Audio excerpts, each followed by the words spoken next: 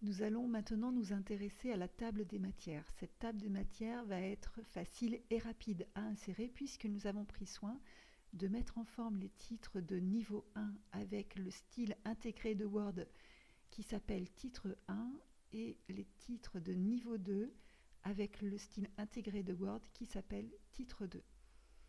Donc pour insérer ma table des matières, je pose mon curseur à l'emplacement souhaité.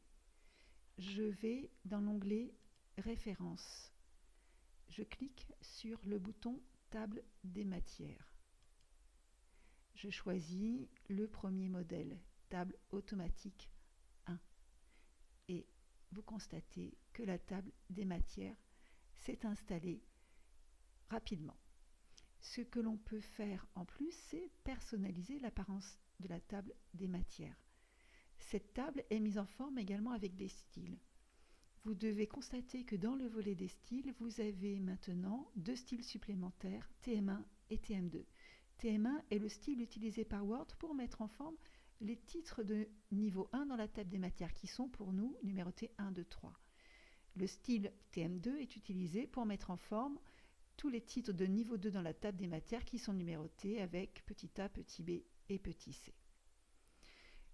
Pour personnaliser les titres de niveau 1, par exemple, je voudrais ajouter du gras dessus et régler les espacements différemment. Je vais travailler directement dans ma table en sélectionnant le premier titre.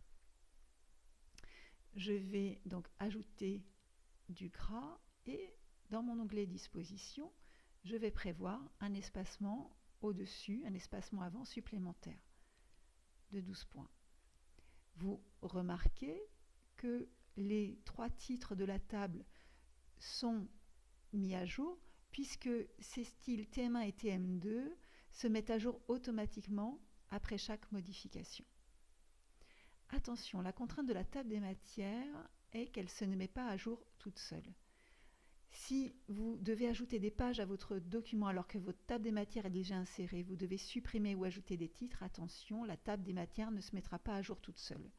Pour la mettre à jour, vous cliquez sur ce petit bouton « Mettre à jour la table » et vous devez toujours prendre la deuxième option ici, « Mettre à jour toute la table » qui permettra de mettre à jour les numéros de page ainsi que les titres.